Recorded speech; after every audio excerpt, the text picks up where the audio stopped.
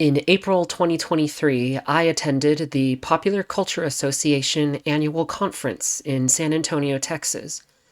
New to the program was a special panel called Animals and Popular Culture, and I had the honor of being able to participate in it. There were some really cool topics and enlightening discussion that afternoon. My presentation was about donkeys in popular media. It was a quick summary of my research at the time. The panel wasn't recorded at all, but I've preserved all of my notes and the original slide deck, so I'd like to re-deliver my presentation right now. I've modified it slightly because I don't have the time constraints here like I did at the conference. All right, let's go. Hello, beautiful people. This is Charlotte Cook, and I want to talk about the complicated meanings of donkeys in popular media. So here's a super high-level overview of what this project is all about. So far, the main line of inquiry relates to the degree that cultural depictions and other texts featuring donkeys actually match their real-life situation. It turns out that this might not be the correct way to go about it, because I've learned that the real-life situation of donkeys is actually incredibly complex, and we'll go into more detail about that. But I only have a little bit of time with you today, so after giving a glimpse of this complexity, we'll focus on this one aspect that I'm currently thinking about, this idea of visibility or invisibility of the donkey vis-a-vis the horse. I'm exploring this idea of the foreground or on-stage presence of the horse versus the background or backstage unpresence of the donkey. And just for completeness' sake, throughout this study, I'm treating donkeys and mules as the same. They are, in fact, not the same, but in my research, donkeys and mules tend to occupy the same space with respect to horses. Basically, they are both not horses, and they both generally fill some of the same roles. And I have a few theories as to why that is. So to start off, I actually have a little anecdote. Where does this come from? Why am I thinking about donkeys at all? So it actually got started with a video game. Black Desert is a multiplayer online role-playing game, one of my absolute favorites. It takes place in a fantastical reimagining of the Italian Renaissance. There's glimpses of a transition away from the Middle Ages, but this world still predates the invention of the automobile, and players simply can't teleport anywhere they like. So by far, the most preferred mode of transportation among players is the horse. Other animals are available for transportation, most notably the donkey. So players have an obligation to take care of their mounts, and they do that by interacting with them. One special interaction is a mechanic that is called communicating with your mount. Basically, if you pet your horse, they get a temporary speed boost, and the horse rears up and whinnies to show their admiration. But you are not permitted to communicate with your donkey. And when I learned about this the first time, I was like, but I want to pet the donkey. Why can't I pet the donkey? This is an old screenshot of my character and of one of my donkeys. The circle above the donkey is the interaction menu, and it shows what you can do with the donkey. If this were a horse, there would be one more option: press F9 to communicate. So this is where it all got started. The main observation is that the game's mechanics dictate the specific interactions players can have with certain animals. The donkey's stamina drains far slower than that of the horse. The donkey also has much higher load-bearing capacity. The point is, all of that is physiologically true, sure. But not being allowed to pet your own donkey? That is an arbitrary rule the developers just made up. And that disconnect is the most interesting part to me. So I took a step back and I started asking some basic questions. I began to think about the role or the significance of the donkey. So here's a trick question. What does the donkey represent? I already had a preconceived notion. My gut reaction to that question was, well, a donkey represents industriousness, a positive outlook on the importance of hard work. But when you take a closer look, it becomes obvious that this is only the tip of the iceberg. This chart is really the soul of what I mean when I talk about the meaning of a donkey to be complicated. Depending entirely on context, the donkey's seemingly stoic behavior is either an indicator of wizened calm because they think before they act, or it's a sign of stupidity. They're not thinking at all. The word jackass, it's quite literally the technical term for an adult male donkey, and for some reason, being called one is supposed to be an insult. Likewise, the donkey is either a symbol of industrious labor or a symbol of laziness. Depending on context, the donkey is either a man's animal taken care of by men doing men's labor because they carry a lot of things, or a woman's animal taken care of by women doing women's labor because they carry a lot of things. And I want to fast forward to the bottom of the chart. Depending on context, the donkey is either a sign of wealth, according to the farmers of Ethiopia, because the donkey's capacity for work is your gateway to prosperity, or it's a painful reminder of how poor you are, because it's a sign to the brick kiln workers of northern India that you can't afford a tractor. These realizations about gender and socioeconomic status are the most eye-opening part of my research thus far, because it introduces the idea that the livelihood of donkeys and mules depends on the livelihood of the humans who take care of them, and vice versa. And all of that is filtered through local customs. An example of this is that India's caste system socially stratifies people, but at the same time, it stratifies the animals they work with too. So you end up with the untouchable bonded laborers in close proximity to the untouchable donkey, in utter contrast to the venerated cow. So this is what I mean when I say that the situation with donkeys is complicated. In real life as well as in text. Contradictions everywhere. But there's another dimension, another aspect to all of this, which is what I want to focus on now, and that's this idea of the foreground horse and the background donkey. Jacques-Louis David's painting of Napoleon Bonaparte here perfectly captures the horse's capacity to be majestic. This painting epitomizes triumphant victory, inspired glory. This painting is historical. It depicts an actual thing Napoleon did in 1800, but it's also historically inaccurate. It is known that Napoleon did not actually cross the Great St. Bernard Pass on a horse, but rather on a mule. Paul Delaroche's painting was made 20 years after Napoleon's death, sort of an attempt to set the record straight. David's painting is the one you're supposed to see, and it's most likely the case that you have seen it, because it's propaganda. It was painted contemporaneously with Napoleon's rule, only 1 year after the event, but it doesn't depict really what happened. We realize then the horse participates in the myth-making. The horse has the capacity to elevate a mere man, into a hero. The mule, on the other hand, purely practical, the same animal a peasant would use.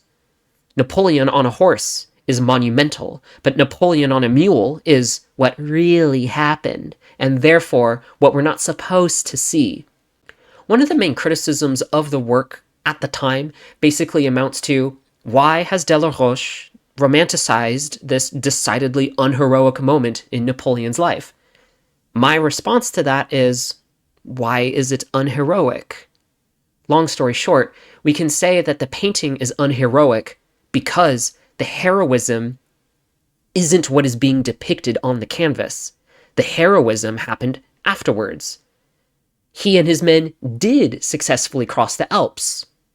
We're just not looking at it right now.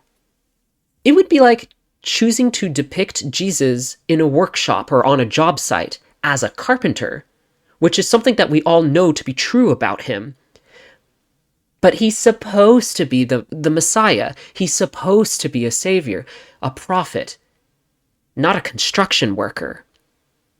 We simply don't talk about Jesus as a carpenter, even though we all know this about him.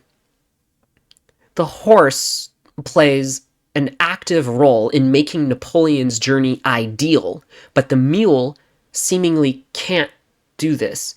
In this context, mules aren't allowed to elevate men. So I think this juxtaposition here is the most potent illustration of this background versus foreground concept. With all that in mind, let's talk about Warhorse.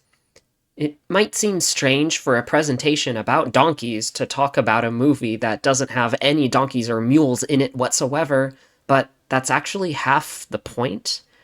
Warhorse is peculiar because of the multiple ways in which the presence of a donkey, or a mule especially, could have been employed, but the filmmakers decided not to. Quick primer on Warhorse. It's a World War I drama directed by Steven Spielberg. In Devon, in England, Albie's father uses the little money he has to buy a thoroughbred named Joey instead of a proper work animal. He ends up jeopardizing the family, and the landlord threatens to kick him off his property because the farm is not productive. So Albie is under pressure from his family and the landlord and the whole town to train Joey to actually get the work done. The intended reading of this scene is that Albie and Joey save the day. The family now has a bright future after all, and everyone learns to accept the very intimate bond that Albie has with the horse. Basically, the bizarrely close friendship between the boy and the horse is made legitimate. But if we look at this scene from a different angle, what we see is an animal that doesn't usually do work, does some work. And for some reason, that's cause for celebration. I called it the triumph of banal farm work. The key observation for me is that we don't see Joey succeed over an actual working animal. It's kind of funny how there are like no animals in Warhorse whatsoever, except horses, and like a single goose. Albie needs to demonstrate that Joey can do the work equally as well as a Clydesdale or a donkey or a mule, but it's never demonstrated that any of those animals could actually do the work too. No, it's off screen and assumed that another animal would have succeeded. This is a widespread misconception, and in fact, one of the major threats to donkey and mule welfare is that because they are capable of the work, people assume they'll always be available to do it. They're hardy, but they're not indestructible. The other way Warhorse erases mules is that it ignores the real role of mules in World War I. The British Army imported thousands of mules from the US because it turned out they make for better soldiers. They're less skittish and they could handle the terrain, but their influence is limited by the fact that they're not cavalry per se. World War I is very interesting in general because it fast-forwarded a lot of innovations, both in terms of tactics and technology, and Warhorse actually depicts this somewhat, transitioning away from the traditional hordes of men on horses running into each other in an open field towards machine guns and tanks and eventually trench warfare. So Warhorse isn't 100% historically accurate, but it really doesn't need to be.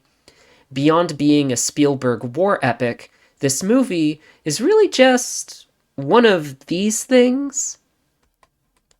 Ultimately, Warhorse belongs in the same category as The Black Stallion or Misty of Chincoteague because there's an emphasis on the specific relationship between the horse and a human, usually a teenager. This is a thing, the visible romanticism of horses. Pony stories necessarily are about horses, never a donkey, never a mule. I came up with a little analogy to further explore the idea of foreground and background. The horse can be like a sports car: flashy, beautiful, agile, fast. Because of their quick bursts of excitement and energy, it is assumed that the horse will get tired and will need to take a breather. They need maintenance. But the donkey is usually like a pickup truck, built from the ground up, designed purposefully to get a job done. Because they're so hardy and work-oriented, it is assumed that they can take a beating. The implication is that they never get tired, that they like the work. But we all know that F-150s need maintenance just like any other car. Sometimes we forget this. However, this whole analogy kinda doesn't make sense, because suddenly we remember that most horse breeds literally are man-made. They're called breeds because they were bred by people for specific traits. Even the ones that aren't known for hard labor, they were bred. They were designed by people to serve a purpose. The main thing I want to communicate right now is that the prevailing images, the dominant preconceived notions of horse versus donkey, pretty much don't line up with the reality of horses or donkeys. Now let's talk about Io. It's Jerzy Skolimowski's road movie about a donkey named Io who gets kicked out of the circus by animal rights activists, and we follow his journey afterward. Some people treat him well, and others treat him poorly. The movie's been compared favorably to Au hasard, Balthazar. Io makes for a nice comparison against Warhorse, since it's practically the opposite in just about every way. The main highlight for me is, like I mentioned earlier, Warhorse focuses on the relationship between a specific horse and specific people, but Io manages to be more general, more abstract, thanks in part to its very loose narrative and its expressionistic delivery. The donkey does have a close relationship with his former circus partner, and in fact that closeness is part of what motivates him to venture out into the world at one point. But it's by no means the central focus, since we never really see what his partner is doing while they're separated. The predominant reason why Io manages to be abstract like this is because Io plays so many roles. Joey, the warhorse, really has only one job. He's a soldier. Maybe he's a farmer, but that's really just training for him to be a soldier. On the other hand, Io has lots of jobs throughout the film, as you can see. The fact that he is both the victim of physical abuse, but also rescued, and yet it is all in vain, that also contributes to this. But Io is most interesting at present because it explicitly explores the idea of background and foreground. After getting kicked out of the circus, Io ends up working at an equestrian center. He's there to haul stuff around, but he's surrounded by a bunch of show horses. Again, this film is narratively rather loose, but it is clear that Io harbors sort of animosity, jealousy, or resentment towards one horse in particular, this white stallion who is his roommate in the stable. They do not like each other. In this sequence, Io is all geared up and hitched to a wagon, but what he's looking at is the horse, literally in the middle of a photo shoot, with a model and everything. The stallion's job in this moment is to stand there and be pretty. I think about how Io was literally on stage at one point. He literally was a circus performer after all. But this photo shoot, presumably for a magazine, it's even more on stage. Allow me to explain. This kind of equestrianism, dressage and exhibitions and stuff, the kind which actually earns trophies and ribbons, it's mainstream, it's proper. But the circus is a sideshow. So, while Io was literally on stage and literally got the spotlight while he was in the circus, in the grand scheme of things, it was merely a curiosity. And speaking of trophies, again, loose narrative, but it's not difficult to see that Io is fed up with all of the horses, so he kind of trashes the place by knocking over all these shelves with the trophies and ribbons awarded to the horses.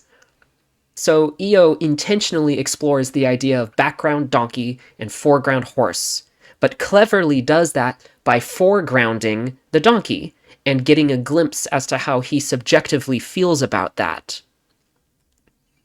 Io's subjectivity is really fascinating. The film prioritizes Io's inner world and the environment immediately surrounding him, focusing on his breathing, his eyes, and his hair. There's at least one moment toward the end of the film where the only hoof steps we hear are Io's, despite being in a crowd with hundreds of other animals. Ava Piaskowska is Skolomovsky's wife and a co-producer of the film. In an interview, she talks about its meditative pacing and spiritual qualities. She refers to the donkey being irreversibly innocent and explains that this accounts for the donkey to be an allegory of something beyond just the donkey himself. I bring this up because it's tied to a theory, really just a rule of thumb, which I have developed. Namely, the freedom or agency that is granted to horses in fiction, but also in real life to an extent, makes them independent actors in their own right. They are available to further a plot because there's no external forces, no extra baggage weighing them down. But on the other hand, the plight or the strife of a life of labor makes donkeys and mules symbols of something else. They tend to be employed to make statements about wider reaching things because of this baggage.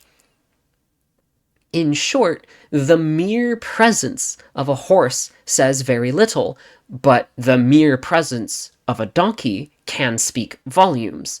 And it's directly tied to the animal's relationship to humans, and at the same time, that is tied to the humans themselves and the work that they do.